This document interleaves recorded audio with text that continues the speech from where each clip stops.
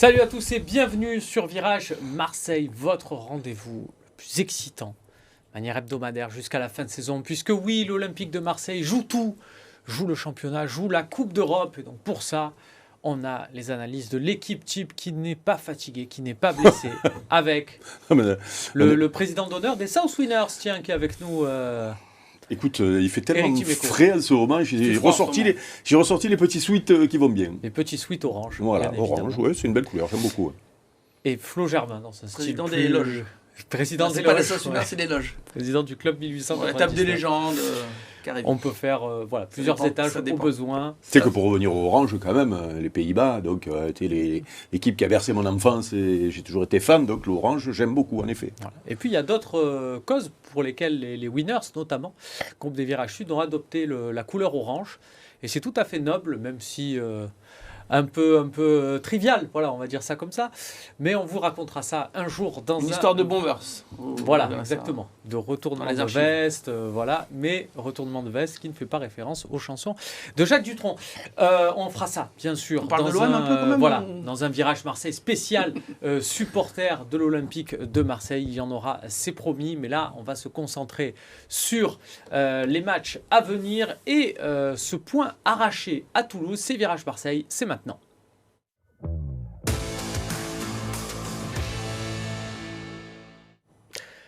Peut-être pour la première fois de la saison, on s'attendait à avoir un match pas ouf, parce que l'Olympique de Marseille avait débauché beaucoup d'énergie jeudi soir pour se qualifier en demi-finale. On savait que ça allait être compliqué à Toulouse. Généralement, les matchs à Toulouse ne sont pas des sommets footballistiques.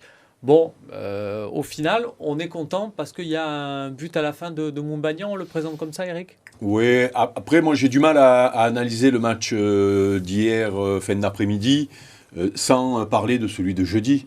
On est obligé de parler du bloc de match. Et quand on voit ce qui s'est passé jeudi, alors d'abord la qualification, parce qu'elle était attendue. Quand on faisait les débats... c'était pas du 100%, on savait qu'il y avait un risque pour l'OM, que c'était compliqué, que à l'arrivée, il y a la qualification au pénalty, c'est-à-dire débauche d'énergie. On a vu des garçons finir le match complètement tordu de douleur, plus la fatigue mentale de ces pénaltys aussi qu'on peut pas mettre de côté, parce que quand tu finis à minuit un match de Coupe d'Europe, que tu l'aies perdu ou que tu l'aies gagné au pénalty, je pense que tu dors pas très bien la nuit. Voilà, tu l'as refait. Et je pense que les garçons ont dû s'endormir au petit matin. Et alors même si tu fais de la récupération jusqu'au dimanche, tu es obligé de gérer la fatigue mentale et physique des garçons avant d'aller à Toulouse. Dans un match qui est compliqué, puisqu'on se rend compte depuis le début de la saison que l'OM est la pire équipe de Ligue 1 en déplacement, c'est ça, j'ai bien lu, parce que des fois les stats changent. Et donc quand tu vois le scénario du match d'hier et cette égalisation à la fin, qui ne change pas grand-chose au niveau comptable finalement, pas grand-chose on va dire, sauf que ils sont allés le chercher, ce nul, encore une fois. Alors bon, on peut tout raconter sur ce match-là. Mais on se rend compte malgré tout, et tout au long de la saison, on avait dit, on ne se régale pas devant les matchs de l'OM, ça manque de qualité technique, sauf que... Et moi, je me battais contre ça, parce que c'est toujours la facilité, quand ça perd, de dire, ouais, les mecs, ils n'ont pas envie, ou les mecs, ils n'ont pas mis les... Comment on dit là, ils n'ont pas mis les ingrédients. Ça, c'est le nouveau truc, il faut mettre les ingrédients, donc j'essaie de jamais dire ça. Non, on ne pouvait pas leur reprocher l'état d'esprit. Voilà, une équipe qui est limitée, peut-être par rapport à la constitution de l'effectif, mais on se rend compte finalement que cette fin de saison où il faut aller puiser, ils puisent. Alors après, il n'y aura pas de miracle en Ligue 1, je pense, vu le calendrier en plus qui est proposé. Non, mais on en reparlera, mais les 4 places, quand on regarde... les 4 places, évidemment. Oui, mais c'était l'objectif. Voilà, donc après, on va se contenter peut-être d'une 6e place ou d'une 5e place, et peut-être que ça va être trop court, parce que quand on regarde l'enchaînement des matchs et les problèmes qu'il y a physiques de cette équipe-là... On en parlera dans la deuxième partie. Quand on regarde le bloc des 2 matchs-là, si on m'avait dit, avant le match de jeudi... Ce sera à l'arrache, mais on sera en demi-finale de Ligue Europa. Par contre, on va le payer dimanche à Toulouse, on va faire un nul. Je signe des 2 mains, et puis des pieds, de tout ce que vous voulez. On va voir la compo d'équipe concoctée par Jean-Louis Gasset. Flo, et est-ce qu'on est On n'est pas loin, j'ai envie de dire, vu du contexte, des absents, des suspendus, parce que Gigot et Harit étaient suspendus. Est-ce qu'on n'est pas loin du perfect? C'était peut-être plus défense à 5 d'ailleurs avec Luis Enrique piston droit à l'appréciation de chacun et Unai dans un rôle intéressant qui était au milieu de terrain mais qui allait chercher beaucoup l'aile droite pour compenser. Voilà, c'est des systèmes à la Jean-Louis Gasset où on donne des demi-rôles à des uns à des autres pour équilibrer l'équipe. Est-ce qu'on n'est pas loin, je disais, d'un sans faute, vu les blessés, vu les suspendus? Sans faute par rapport à quoi À la gestion, on finit un match avec quasiment aucun blessé. Je crois qu'il y a juste Ulysse Garcia qui est... Ouais, non, mais là, c'est... Si le but du jeu c'est de terminer le match et d'avoir aucun pépin physique, pour moi le but du jeu c'était de gagner et il y avait de la frustration quand même après la rencontre parce que tu mènes 1-0. Bon, Toulouse n'est pas hyper dangereux non plus en première période. Après, bon, la compo, moi, m'a pas forcément étonné parce que l'avantage, entre guillemets, où il faut bien avoir un avantage à ce qu'il y a un inconvénient, c'est que tu as 3 joueurs qui sont pas qualifiés pour l'Europe. Donc, si tu les mets pas en Ligue 1, tu les mets jamais et autant les mettre puisqu'il faut faire reposer du monde. Donc, Ulysse Garcia, Jean Onana et Pape Gueye, logiquement, ont été alignés. Après, je pense que Jean-Louis Gasset, il a un peu surfé sur l'euphorie de la qualification avec des joueurs qui n'avaient pas forcément fait une super entrée, mais au moins, ils ont été décisifs aussi sur la séance de tir au but. Il faut avoir des nerfs. Enfin, c'est quand même le moment qui compte. Hein. Donc, Correa, Luis Enrique ont été présents, mais ça ne m'enlèvera pas de l'idée. Enfin, ont été alignés, mais ça ne m'enlèvera pas de l'idée que il y a des joueurs qui n'ont pas saisi leur chance. Enfin, moi, j'ai halluciné du niveau de jeu de Joaquin Correa. Voilà, parlons de Joaquin Correa. Être clair, parce qu'on ne va pas non plus, sous prétexte qu'il y a une demi-finale de Coupe d'Europe, dire que tout est beau ou tout est rose et que Correa, c'est génial parce qu'il a mis un plat du pied à contre-pied face au Benfica. Est-ce qu'il ne faut le sortir que s'il y a séance de tir au but contre l'Atalanta éventuellement finale moi, si tu veux, ce que j'ai trouvé un peu agaçant, et d'ailleurs Jordan Verretou après le match était un peu énervé et je pense qu'au sein de l'OM il y avait un peu d'agacement aussi, c'est que comme le dit Eric, tu peux avoir des limites, tu peux techniquement parfois être un peu faible, mais au moins dans l'état d'esprit et la combativité, il faut que tout le monde soit irréprochable. Ce qui a été le plus loué quelque part après la qualif contre Benfica, du côté des dirigeants, c'est qu'on avait le sentiment, et de Jean-Luc Gasset, c'est qu'on avait le sentiment que, tu sais, c'est un peu ces valeurs de sacrifice, où tu lâches rien, même si t'es moyen, parce qu'on n'a pas vu un gros match contre Benfica. Après, il y a eu la fin de match un peu intense et tout. Au moins, ces valeurs-là, elles étaient présentes. Là, des gars qui ne jouent jamais, ou très peu, enfin, je veux dire, s'ils ne se donnent pas à 1000%, ça n'est rien comprendre. Donc moi, j'ai vu des retours défensifs où ça marche. J'ai vu que ça baisse un peu les bras de Correa, de Joaquin Correa principalement. C'est pas le seul. Mais moi, j'ai été déçu de quelques joueurs contre Toulouse. C'est une énigme, hein, ce garçon. Il y a Aubameyang qui prend un carton, enfin, ou pas loin, hein, qui fait une faute, mais on sent que sur un pressing mal fait, sur un jeu mal fait de Correa, et il va tamponner un Toulousain plus sur les nerfs que... pour évacuer sa frustration. C'est dur de jouer avec un mec non, mais pas sur la même planète. C'est pour ça que quand on fait une analyse globale, après si on va chercher dans les détails, oui, lui c'est une énigme. En plus, si je me souviens bien, c'est un peu un panic buy, là, ça a été fait vite au dernier moment. Surtout présenté comme un joueur qui peut prendre le couloir à gauche avec le système de Marcelino. En plus, ce qui est frustrant, honnêtement, on voit qu'il a quand même un peu de ballon. Et puis on sait ce qu'il a fait. Et pour moi, il n'est pas à 100%, il n'est pas impliqué. C'est une énigme. C'est pour ça que c'est une énigme. C'est décevant. Alors en plus, il y a une belle carotte quand même. Quand tu joues sur 2 tableaux comme ça avec beaucoup de matchs, ça veut dire que tout le monde va avoir. Il reste quoi 7 matchs de championnat, 8 peut-être avec une éventuelle finale. Enfin, 5 matchs de championnat, 2 de Coupe d'Europe et peut-être un 8e. Donc tu sais que tu vas faire aller 2-3 matchs. En plus, montre-toi, même dans ton intérêt, je veux dire, tu n'es pas obligé de... S'il est bon maintenant, il fait oublier... Voilà, c'est ça le problème. En plus, c'est ça, parce que c'est des matchs que tout le monde va regarder. Alors, je ne dis pas qu'il va pas être titulaire en Ligue Europa, c'est pas possible. Il est trop loin des titulaires, finalement, et puis il ne montre pas d'envie. Mais il n'empêche que sur 2-3 matchs de championnat, tu peux peut-être aussi sauver ta saison et puis te montrer. Tu n'es pas obligé de vouloir te sacrifier pour ce maillot dont tu te fous, finalement, on l'a bien compris, mais au moins pour toi, mais même pas, c'est assez incompréhensible. Vous en avez vu d'autres, messieurs, c'est pas la chasse aux sorcières, mais c'est pour essayer de comprendre justement ceux qui sont au niveau, ceux sur lesquels on peut s'appuyer jusqu'à la fin de saison. Jean Onana a marqué, mais il y a un match un peu compliqué Ouais, dans le Onana, niveau technique. j'ai trouvé que le début de match a été un peu compliqué. Après, moi, j'ai aussi été déçu des entrants, à part Moumbagna, parce que Moumbagna, lui, au moins, il On va voir les changements, mais il y a eu d'ailleurs. quelques changements, je pense, qui auraient pu un peu plus apporter quand même à l'OM. Bon, Ulysse Garcia, il fait le strict nécessaire. Parfois, peut-être qu'offensivement, d'autant qu'à un moment donné, On voit qu'il y en a 3 à l'heure de jeu. Ouais, Donc sortie de Aubameyang et Verretou parce que on est clairement dans la gestion.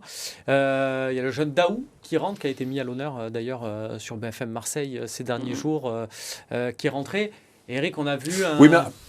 Le problème, c'est qu'il n'était pas entouré de cadres. C'est difficile pour un jeune. Limite, il devait prendre le jeu à certains moments. Oui, non, mais là, tu peux pas. Les petits jeunes, il faut leur laisser des matchs.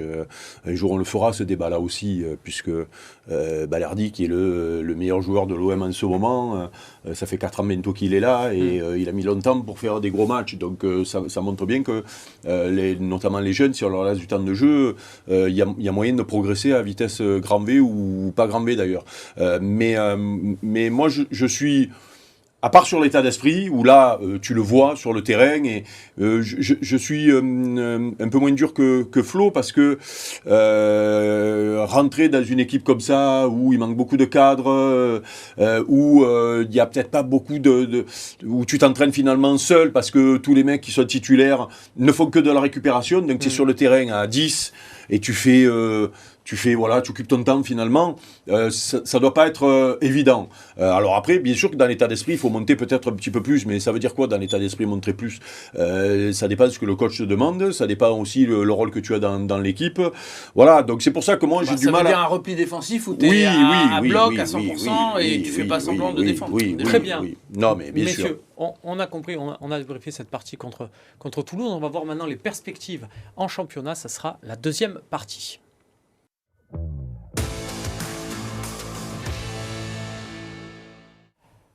De retour sur le plateau de Virage Marseille, toujours avec Eric Dimeco, Florent Germain. Messieurs, on va se concentrer sur le championnat parce qu'il y a peut-être, avec ce but de Faris Moumbagna dont on n'a pas assez parlé, je trouve, dans cette première période, et c'est ma faute, célébrons ce héros, ce buteur, ce ciseau. On juge, j'aime beaucoup cette phrase, un attaquant à son efficacité. Il a peut-être touché 12 ballons, les 11 premiers n'étaient pas top. Le 12e, c'est parfait. Bravo. Il sort d'une grosse semaine, surtout. Bravo, parce monsieur que Faris. Ouais. Celui contre Benfica, il vaut cher, malgré tout. Parce que si on regarde un peu la physionomie du match, j'ai eu longtemps peur qu'on ne marque jamais dans ce match-là. Donc, celui-là coûte cher. Et le fameux point dont tu as envie d'en parler, Romain, aussi. Et puis, en plus, il est beau. Donc, et puis, il arrive à un moment donné où tu n'y crois plus. Donc, la joie est démultipliée. Tu as raison. Il y a un centre quand on parlait, de Pape Gay dans la boîte et c'est contré, il est là. Non, mais quand on parlait d'état d'esprit, tu vois, avec ses limites, pour moi, il incarne quelque part le joueur qui va tout donner, il va avoir du déchet, voilà, on l'a vu. Lui, c'est le joueur à prime, c'est-à-dire qui n'est pas forcément dans l'équipe titulaire, mais qui on l'a vu contre Benfica, parce qu'il met un but de la tête, ok, mais c'est vrai que dans les pieds, il a parfois quelques coups à jouer où c'est un peu plus brouillon, mais tu vois, contre Toulouse, tu sens qu'à l'impact, il y va, et puis même après le match, il met un beau but, un magnifique but, il est malgré tout un peu frustré du résultat, et il se dit, on aurait dû mieux faire, donc moi j'aime cet état d'esprit. Mais tu comprends d'ailleurs pourquoi il n'a pas joué? Je n'ai pas compris pourquoi il n'avait pas été titulaire. Ah, quand même, puisqu'il est remplaçant, il marque. Il était un peu gêné en termes de préparation. Physiquement, il a fait que du vélo. Enfin, il était vraiment dans la récup. Il n'était pas au top. Qu'est-ce que tu nous racontes, toi? C'est une blague. Le match. Non. Physiquement, c'était pas. Il a eu un peu de. Il a eu une petite tu veux dire que tout, physiquement, il n'était pas prêt pour jouer contre Toulouse? Il a eu une petite gêne après le match. Il a eu un petit pépin contre Benfica, d'accord, voilà. Explique-moi comme ça, il a fait du vélo, tu me dis. Il préparait le Liège-Bastogne-Liège parce que je l'ai regardé sur l'arrivée de. Je l'ai trouvé un peu loin de Pogacar ce week-end. Donc, non. Alors, s'il a un problème physique, mais parce que. Dans ma tête, quand on fait du vélo, c'est en salle. D'accord, non, mais il y a beaucoup de vélos pour récupérer aussi maintenant. On peut faire du décrassage. Non, parce que moi, justement, par rapport à ce qui s'est passé jeudi, le fait qu'il marque ce but-là et qu'il ne joue pas beaucoup ces derniers temps, j'aurais bien aimé le voir sur un match tout entier contre Toulouse. C'était l'occasion. Et surtout qu'à l'arrivée, c'est Correa qui joue à ce poste-là et on a dit tout le bien qu'on en pensait tout à l'heure. Donc, mais tu as raison, il faut on a tellement critiqué ce garçon que... Il y a une petite raison, c'est que ce qui était programmé, puis on l'a bien vu, c'était que Aubameyang notamment et Verretou ne jouent qu'une heure. C'est ce que font parfois certains coachs ou certains staffs. Et là, ils avaient dit, parce qu'ils ont fini, Verretou, on a vu comment il a fini, totalement tétanisé presque. C'était même impressionnant de le voir sur le terrain dimanche. Et oui, oui, exactement. Et j'ai été même surpris de le voir samedi à l'entraînement, comme si de rien n'était avec le groupe. Bon, bref. Et bon, donc le deal, c'était vous jouez 1 heure, les gars. Et je pense que Jean-Luc Gasset s'est dit, quand je vais enlever Aubameyang, puisque c'est programmé, il me faut une solution qui pèse un peu devant, et je crois que c'était programmé comme ça. Mais le petit regret, c'est que, et d'ailleurs on le verra, et allez, on fait les paris, je pense que sur Nice et Lens, on va voir un peu plus Moumbagna et Aubameyang associés, parce que je pense qu'ils peuvent être complémentaires. Enfin, c'est quand même un point de fixation intéressant pour Aubameyang. Il est quand même attaquant, il vient de mettre 2 buts. À un moment donné, en plus, Jaloux, il a relancé beaucoup de joueurs. Donc on va pas le... Temporisons, parce que Benfica, il était titulaire le match aller. On a dit il n'a pas saisi sa chance, on passe sur une autre solution, et puis là, finalement, on revient. Ça va vite, le football. Voilà. C'est le propre du football, et ce qui va vite aussi, c'est la Ligue 1. Vous allez voir les résultats de ce week-end qui sont favorables ou pas à l'Olympique de Marseille. Il y a une défaite de Lyon, notamment à Paris. Ils perdaient 4-0 à la mi-temps. Ça ne nous arrive pas qu'à nous. Brest a perdu, mais ça ne nous concerne pas forcément. C'est surtout la défaite de Reims à domicile. On peut aller chercher aussi une victoire de Lens, et ce qui nous amène avec surtout ce but de Moumbagna. Vous allez voir une perspective au classement, puisque désormais, avec ce petit point, et ce petit point vaut cher arraché à Toulouse, imaginez, messieurs, 2 victoires mercredi au Vélodrome contre Nice et une victoire contre Lens dimanche dans le même stade. Ça fait un Olympique de Marseille qui est sûr d'être à la 6e place, devant Lens, devant Rennes. Alors non, mais pendant que tu y es, puisque tu comptes les victoires facilement comme ça, compte 5 victoires aussi pendant qu'on y est. Comme ça veut dire qu'on est au niveau de... Et puis les autres, ils n'avancent pas aussi pendant ce temps-là. Non mais Robin, soyons sérieux. Déjà, il y a un enchaînement de matchs. Là, ça va jouer tous les 3 jours jusqu'à la fin de la saison. Avec un effectif, moi ce qui m'inquiète, c'est qu'il y a des garçons qui... le petit Klaus, Rongier, on sait qu'il ne reviendra plus, mais Klaus, j'espère qu'il va vite revenir. Là, a priori... Normalement, il revient cette semaine. Mais justement, je vous ai préparé un tableau des indisponibles, comme ça vous allez voir, entre ceux qui ne sont pas à 100%. Tu vois que quand tu veux, tu fais... Mais oui, on a préparé, voilà. Tu as précisé ceux qui font du vélo. Les diminués. Les cyclistes, c'est lesquels les cyclistes? C'est les cyclistes. Vous avez ensuite les incertains, donc c'est ceux qui sont vraiment blessés. On espère leur retour, mais c'est peut-être pas pour le prochain match. Klaus, Mbemba, Soglo et ça. Et vous avez les forfaits normalement jusqu'à la fin de saison. Bamoumeïté, Nadir et Valentin Rongier. Il y a un gros point d'interrogation là-dessus. C'est ça. Tu as quand même beaucoup de pépins physiques, en tout cas de garçons diminués, on va dire. Et Merlin, il a la piscine, non? Il fait du vélo. Il était dans la deuxième liste, non? Non, il fait du vélo. On tape sur les doigts à qui de droit. Non, mais on ne va pas oublier Merlin aussi. Il y a beaucoup de joueurs diminués, qui ne sont pas à 100%. Quand j'ai dit 100%, c'est 100% d'une fin de saison. Parce que quand on arrive dans le dernier mois avec autant de matchs, on est rarement à 100%. Dans tous les clubs, à Paris, à Lyon, à Nice, à Lens, puisque ça va être nos prochains adversaires. C'est normal, les organismes sont plus ou moins fatigués. Les nôtres, puisqu'il y a eu cette Coupe d'Europe et puis il y a eu beaucoup de pépins physiques. Moi, c'est ça qui m'inquiète finalement. C'est la gestion de l'effectif d'après moi, il y a 2 matchs contre l'Atalanta qui sont les matchs où il doit y avoir l'équipe la plus forte chaque fois sur le terrain. Et pour arriver à ces matchs-là, déjà le match aller, il y a 3 matchs du coup, c'est ça avant le match aller? Non, il y en a 2. Nice et Lens. Atalanta, ça sera le jeudi suivant. Donc il y a 2 matchs. Donc ces 2 matchs-là, bien sûr qu'il faut mettre ton équipe la plus forte, en sachant que, par exemple, si Klaus revient, tu ne peux pas lui faire les 2 matchs et le 3e de Coupe d'Europe qui est trop important. Il faudra en choisir un, d'après moi. Et je vais te dire la même chose, si Merlin, alors je ne sais pas ce qu'il a, c'est entorse. Merlin, entorse de la cheville. Il peut être juste pour l'aller, mais... Oui, après, les entorses avec un bon... Maintenant, peut-être qu'il ne faut plus ça, mais on mettait un bon bandage, bim, et en avant Guingamp. On a vu Pape Gay avec un très très beau bandage. Oui, voilà, non, mais à la fin, c'est toujours un peu... Donc, c'est ça, il va falloir gérer malgré tout les 2 matchs de championnat avant l'Atalanta pour avoir l'équipe la plus forte contre l'Atalanta. Ça ne veut pas dire que tu lâches le match, puisque tu l'as dit, comptablement, il y a un coup à faire sur ces 2 matchs à la maison. Mais il n'empêche que tu n'as pas toutes tes forces. Et moi, c'est ça qui m'inquiète finalement. C'est que tu risques d'être un peu court en championnat par rapport à des équipes qui jouent plus que ça et qui vont nous attendre en plus, puisqu'il y a la Coupe d'Europe. Voilà, donc c'est pour ça que ton calcul comptable, il est super, il nous fait tous rêver.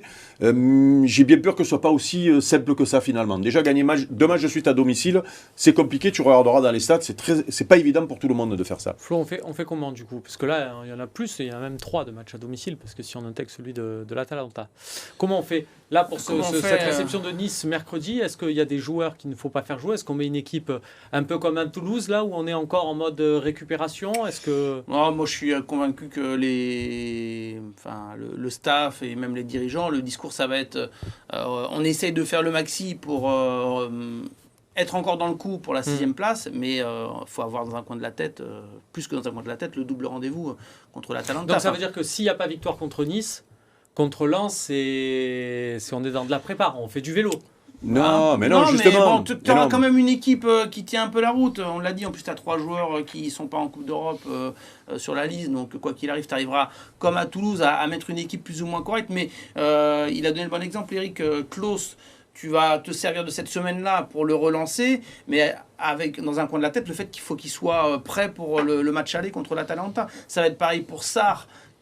Voire même Mbemba, je ne sais pas ce qu'il a eu, Mbemba ménisque, il a toujours des douleurs au ménisque, qui se déplace, etc.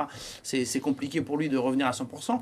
Je pense que ça va être un peu difficile de l'avouer pour le staff, mais tu es obligé, déjà, parce que tu as la perspective de te qualifier en finale, et puis je te fais pas de dessin, si tu gagnes la Ligue Europa, tu es qualifié pour la Ligue des Champions. Donc c'est pour ça que... Très bien, on doit couper, je vous propose quelque chose, vélo pour tout le monde.